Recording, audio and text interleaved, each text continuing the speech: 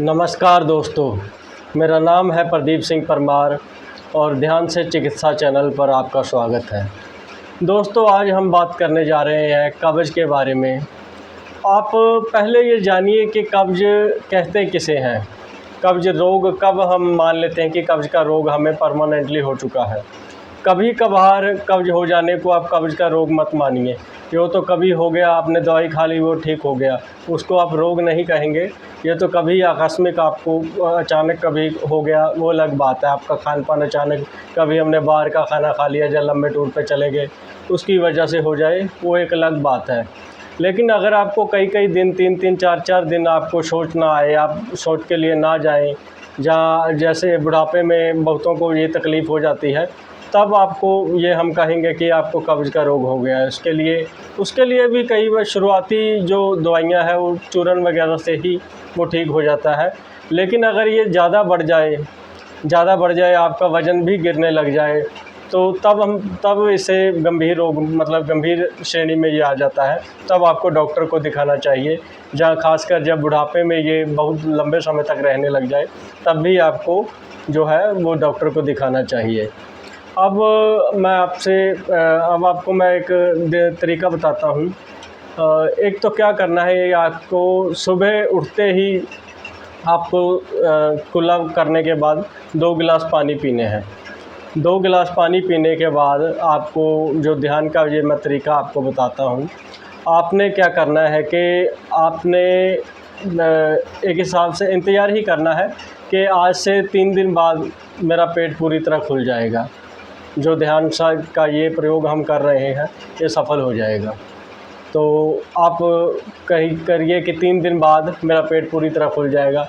आप रोज़ाना तकरीबन 15-20 मिनट इसको कीजिए।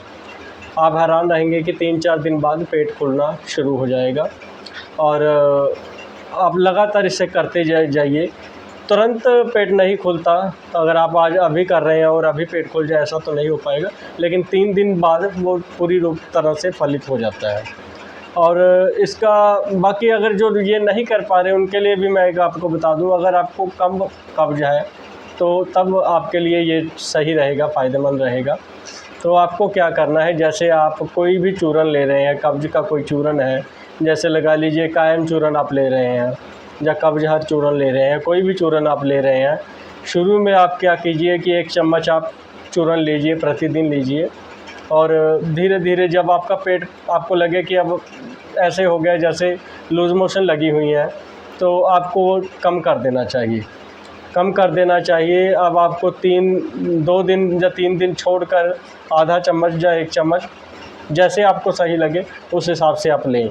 धीरे धीरे आपको क्या करना है कि आपको आधे चम्मच से भी वो कम कर देनी है क्वांटिटी, और 2 या 3 दिन छोड़कर वो लेते रहना चाहिए।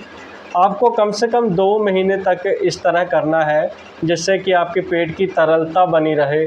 तो आपको आराम से, आपको ऐसा लगे कि पेट ख़राब ही है एक तरह से। आप अगर एक महीने तक ऐसे आप स्थिति बना के रखेंगे, तो दोबारा आपको कब्ज़ मेरे हिसाब से तो नहीं होगी, क्योंकि हमने एक हिसाब से उनका तंत्र ही पूरा तोड़ दिया। तो ये उन लोगों के लिए जिनको कम समस्या है।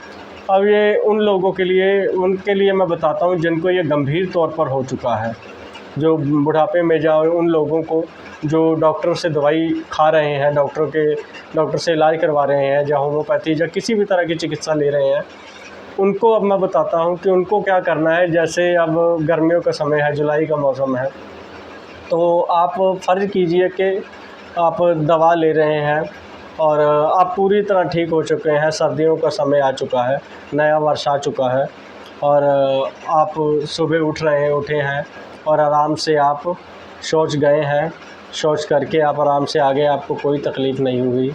आप ऐसे करते जाइए।